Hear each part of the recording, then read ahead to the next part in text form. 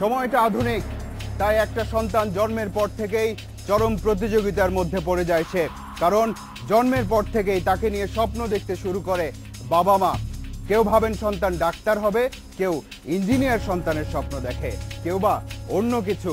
তার মানে কোনো কিছু বুঝে ওঠার আগেই একটা অস্থির দৌড়ের মধ্যে ঠেলে দেওয়া হয় তাকে। কথাগুলো সত্য কিনা তা নিজেকে প্রশ্ন করে দেখুন। শুধু কি সন্তানকে নিয়ে আপনি নিজে যে স্বপ্ন দেখলেন তার জন্য আপনাকেও কিন্তু প্রতিযোগিতায় নামতে হচ্ছে। সন্তানকে ভালো স্কুলে পড়ানোর জন্য 10টা গৃহ শিক্ষক দেওয়ার জন্য অর্থের পেছনে ছুটতে শুরু করে বাবা। আর মা কি করেন? সন্তানের মাধ্যমে নিজের স্বপ্ন পূরণের জন্য জীবন, ক্যারিয়ার এবং ব্যক্তিগত সুখ সবকিছুই বিনিয়োগ করেন সন্তানের পেছনেই। না, এসব কোনো তত্ত্ব কথা নয়, চরম বাস্তবতার। সেই বাস্তবতার কথাই উঠে এসেছে এবারের তালাশে।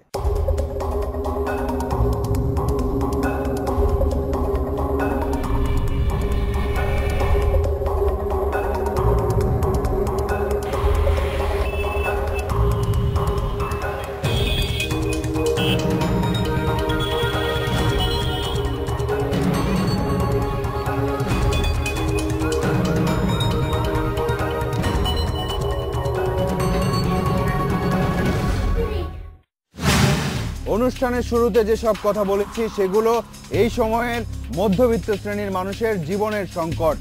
উচ্চবিত্তরা যা অর্থ দিয়ে কিনতে পারেন, মধ্যবিত্তরা সেগুলো নিজের জীবনের হিসাব এদিক ওদিক করে সম্পন্ন করেন। চলুন বাস্তব ঘটনায় যাই। রাবেয়া বেগম থাকেন রাজধানীর মধ্যবাড্ডায়। সন্তানদের পড়াশোনা আর সংসারের কাজকর্ম রাবেয়া বেগম একাই সামাল দেন। স্বামী একজন সরকারি কর্মকর্তা, তার আয়েই সংসার চলে তাদের। নিজের স্নাতকোত্তর ডিগ্রি থাকলেও কোনো চাকরি করতে পারেন না রাবেয়া বেগম। আমি একটা ভালো যোগ্যতা চেয়ারে ইনশাল্লাহ পারতাম, কিন্তু আমি পারি না। শুধু আমাদের এই বাচ্চাটা কে আনা নেওয়া করবে? আমার হাজবেন্ডও চাকরিতে গেছে, আমিও যদি চাকরিতে যাই তাহলে আমার 3টা বাচ্চার ভবিষ্যৎ নষ্ট হয়ে যাবে। প্রতিদিন ভোর থেকে রাত একটা দৌড়ের মধ্যে দিয়ে যেতে হয় রাবেয়া বেগমকে। 3 সন্তান তার, ছোট 2জন একই স্কুলে পড়ে আর বড় মেয়ে ভিন্ন স্কুলে। বাড়ির পাশে স্কুল থাকলেও সন্তানকে ভালো স্কুলে পড়ানোর জন্য বাসা থেকে স্কুলের দূরত্ব মেনে নিয়েছেন তিনি। সারাক্ষণ আমার রাস্তার মধ্যেই দিন কাটে, আমার যার সাথে দেখা হয় রাস্তার মধ্যেই দেখা হয়। আমার আর কি রাস্তার মধ্যেই সংসার জীবন সবকিছু। সন্তানের শিক্ষার জন্য সারাদিন কি করেন রাবেয়া বেগম, সে ঘটনায় পরে আমরা আবারও ফিরব। এই ঢাকা শহরে এমন রাবেয়া বেগমদের সংখ্যা কিন্তু অনেক। প্রতিযোগিতার এই সংস্কৃতি দ্রুত ছড়িয়ে পড়ছে জেলা শহরগুলোতেও। রাস্তায় চলতে শুধু এদিক ওদিক তাকাবেন, আগে খেয়াল করে না থাকলে আজ থেকে দেখবেন। Dhanmondi boys high school, SSC পরীক্ষা কেন্দ্র।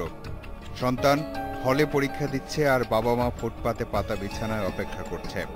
বাবা মায়ের কষ্টের সহানুভূতি দেখাতে বাণিজ্যিক উদ্দেশ্যে ছাউনি উঠেছে ফুটপাতে। ছাউনি না থাকলেও হয়তো এমনভাবে অপেক্ষা করতেন অভিভাবকরা। কোনো মায়েরা এই অপেক্ষার সময় কাটান ভিন্নভাবে। এখানে যিনি কাপড় বিক্রি করছেন তার সন্তানও কিন্তু পরীক্ষার হলেই আছে। শিরিন বেগম 3 সন্তানকে স্কুলে আনা নেয়া করতে গিয়ে তার দিনের সিংহভাগ রাস্তাতেই চলে যায়। কিন্তু সংসার চালাতে তো কাজও করতে হবে, তাই নিজের পেশাকেও বহন করে বেড়ান তিনি। তবু সন্তানের শিক্ষায় ব্যাঘাত ঘটতে দেয়া যাবে না কিছুতেই। এইভাবেই বাচ্চাদের পিছনেই চলা লাগে, সংসারে কাজ করা লাগে। হঠাৎ একটা দৃশ্য চোখে পড়ল। কিছু লোক অভিভাবকদের দৃষ্টি আকর্ষণের চেষ্টা করছে নানান কৌশলে। হাতে রঙিন প্রচারপত্র আর সংগৃহীত নাম ও ফোন নম্বরের তালিকা। কি করছে এরা? আমরা একটা কোর্স চালু করেছি, ইংলিশ ফাউন্ডেশন কোর্স। এখানে 3টা মাস বা 4টা মাস এখানে সময় দিতে পারে, তাহলে সে পরবর্তী লাইফে তার যে লক্ষ্য আছে কাঙ্ক্ষিত লক্ষ্যে পৌঁছাতে পারবে। তার মানে পরীক্ষা শেষ হলেই শিক্ষার্থীর আনন্দিত হবার আর সুযোগ নেই, নতুন চ্যালেঞ্জ সামনে। শিক্ষার্থী তার গ্রহণ ক্ষমতাও কিন্তু নির্ভর করে সে কতটা সজীব থাকে তার উপরে। এখন যদি তাকে আমরা ওই কঠিন জায়গাতে নিয়ে যাই, আনছি নিচ্ছি এবং ইসের কাছে সে কোনো আনন্দ পাচ্ছে না, তাহলে তার গ্রহণ ক্ষমতা বাড়বে না। পরীক্ষা শেষ করে মামা বাড়িতে বেড়াতে যাওয়ার গল্পও তাহলে পৌরাণিক হয়ে গেল। পিতামাতা আর সন্তান সবাই মিলে যে প্রতিযোগিতা, সেখানে অবসর বলে কোনো শব্দের যদি প্রবেশাধিকার থাকে তখন বাবা মা তার সন্তানকে কি তার ছেলেবেলার গল্প শোনান? এসব সুখ ভাবনা বাদ দিন, কারণ প্রথম হওয়ার যে দৌড় চলছে সেখানে আপনার সন্তান পিছিয়ে পড়লে কিন্তু আপনিও পিছিয়ে পড়বেন। তার চেয়ে ভালো হয় যদি সন্তানকে ছুটির দিনে অন্য কোনো কোর্সে ভর্তি করিয়ে দিতে পারেন। বই খাতার ওজনে বাঁকা হয়ে যাওয়া শিশুটির নাম আশরাফুল ইসলাম ইয়ান। একটা ইংরেজি মাধ্যম স্কুলের 2য় শ্রেণীর ছাত্র, বয়স মাত্র 7 বছর। এগুলো তার প্রতিদিনের পাঠ্যপুস্তক। ইয়ানের ছোট বোন লামিয়া ইংরেজি মাধ্যমে নার্সারিতে পড়ে, তাই ইয়ানের চেয়ে লামিয়ার বই সংখ্যা অবশ্যই একটু কম। ইয়ান লামিয়ার চেয়ে পড়াশোনায় বেশি মনোযোগী। এই বয়সেই ইংরেজিতে ভালো দক্ষতা অর্জন করতে সক্ষম হয়েছে ইয়ান। কিন্তু বাংলা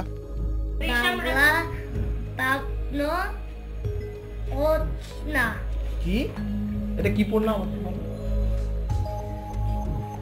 বাংলা ব্যাকরণ ও রচনা। ইয়ানের বাবা সাইফুল ইসলাম একজন ব্যবসায়ী, নিঃসন্দেহে সামর্থ্যবান। ব্যবসায় তাকে বেশি সময় দিতে হয় না, তাই দিনের অধিকাংশ সময় কাটে সন্তানদের লেখাপড়া নিয়ে। সন্তানদের তিনি নিজেই পড়ান, সাথে আছে 4 জন গৃহশিক্ষক। ভালো বাচ্চাগুলো বাছাই করে নিচ্ছে এবং ভালো বাচ্চার সাথে প্রতিযোগিতা করছে, তো সে আরো মেধার দিক দিয়ে প্রতিযোগিতা আরো আগে যাচ্ছে। মানে বাবা মাও সেটার পিছনে সময় দিচ্ছে। প্রতিযোগিতা তাহলে শুধু সন্তানেরা বা শিক্ষার্থীরাই করে না, সব প্রস্তুতি নিয়ে প্রতিযোগিতায় নামে বাবা মাও। যত কথাই বলুন, সন্তানকে কিন্তু ভালো স্কুলে পড়াতেই হবে। কিন্তু এই স্কুলের ভালো খারাপ আসলে কিসের উপর নির্ভর করে? প্রাতিষ্ঠানিক দক্ষতার উপর ভিত্তি করে দেশের সব বিদ্যালয়কে নিয়ে একটা মূল্যায়ন প্রতিবেদন করে মাধ্যমিক ও উচ্চ শিক্ষা অধিদপ্তর মাউশিপ। সর্বশেষ প্রতিবেদনে দেশের স্কুলগুলোকে 7টি সূচকের উপর ভিত্তি করে মূল্যায়ন করা হয়। শিখন ও শেখানোর পরিবেশ, প্রতিষ্ঠান প্রধানের নেতৃত্ব, ব্যবস্থাপনা কমিটির কার্যকারিতা, শিক্ষকদের পেশাদারিত্ব, শিক্ষার্থীদের কৃতিত্ব, সহশিক্ষাক্রমিক কর্মসূচি এবং শিক্ষক অভিভাবক সম্পর্ক। এই সূচকগুলো বিদ্যালয়গুলোতে কেমন অবস্থায় আছে তা প্রধান শিক্ষকদের কাছে জানতে চাওয়া হয়েছিল। এর ভিত্তিতে বিদ্যালয়গুলোকে এ, বি, সি, ডি এবং ই এই 5টি শ্রেণীতে ভাগ করে চূড়ান্ত প্রতিবেদন তৈরি করা হয়। ভালো স্কুলে কিন্তু ভালো স্কুলে এই জন্য যে সেখানে বিত্তবান, অপেক্ষাকৃত বিত্তবান লোকদের ছেলেমেয়েরা যায় এবং তারা কোচিং সেন্টারেও পড়ে। শিক্ষক ওখানে যে খুব ভালো শিক্ষক আছেন বা আদর্শ শিক্ষক আছেন এইটা বোধহয় ঠিক না। মিরপুরের বাউনিয়াবাদ আইডিয়াল হাই স্কুল 1994 সালে প্রতিষ্ঠিত। এই স্কুলে ছাত্রছাত্রীর সংখ্যা 1000-এর বেশি। এখানে পড়তে একজন শিক্ষার্থীর গড়ে প্রায় 5000 টাকা লাগে। এই হিসাব কিন্তু মাসের নয়, বছরের। পড়াশোনার ক্ষেত্রে পরিবেশগত একটা বিশাল সমস্যা, অন্তরায় আছে। ভালো রেজাল্টের ক্ষেত্রে অনেক সময় ভালো রেজাল্টের ক্ষেত্রে কিন্তু ভালো একটা পরিবেশও দরকার।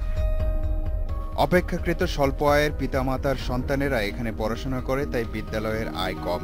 হয়তো মানের হিসাবের কোনো তালিকাতেও নেই তারা। আমি মনে করি যে ভালো স্কুল অনেক দরকার, প্রত্যেকটা স্কুলই ভালো স্কুল হওয়া দরকার। এটাও কিন্তু আমরা দেখছি না। ভালো স্কুল বলতে কয়েকটা স্কুল হবে এটা তো কোনো কথা না, সব স্কুল এক মানের হবে। বেসরকারি শিক্ষা প্রতিষ্ঠানে খরচের তুলনামূলক চিত্র বের করার জন্য তালাশ টিম প্রাথমিক পর্যায়ের একটা শ্রেণীকে বেছে নেয়। 3য় শ্রেণীকে উদাহরণ হিসেবে নিয়ে তালাশ টিম দেখার চেষ্টা করেছে যে সামর্থ্যের হিসেবে শিক্ষায় কিভাবে বৈষম্য তৈরি হয়েছে।